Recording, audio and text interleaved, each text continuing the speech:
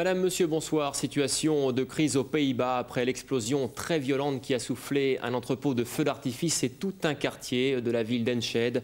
Au moins 20 personnes ont été tuées et il y aurait des centaines de blessés. Les secours arrivent de tout le pays. Lors de l'Alex. La catastrophe a d'abord pris l'allure d'un gigantesque feu d'artifice avant de générer une puissante déflagration qui a été entendue à une quinzaine de kilomètres à la ronde. 16 heures, c'est l'explosion dans ce quartier résidentiel d'Enschede, dans l'est des Pays-Bas. Sur près de 500 mètres carrés autour de l'entrepôt de feux d'artifice, les habitations ont été littéralement dévastées par le souffle et par le feu. Toutes les casernes de pompiers de la région, ainsi que de l'Allemagne voisine, ont été mobilisées. Le bilan provisoire de l'explosion est d'au moins 20 morts. Plus d'une soixantaine de blessés et de brûlés ont été transportés dans les hôpitaux d'Enschede et des villes voisines.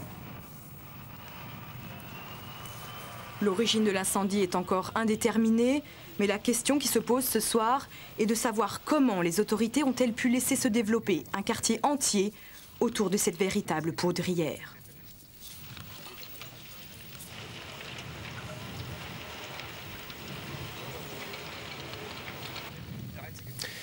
Aux Philippines, les négociations ont repris avec les rebelles islamistes qui détiennent depuis 3 semaines maintenant 21 otages, dont 2 Français.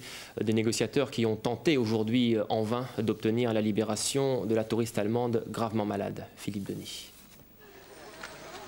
Le calvaire de Renate Wallert continue. Voilà 3 semaines que cette touriste allemande de 57 ans est séquestrée avec 20 compagnons d'infortune au sud des Philippines.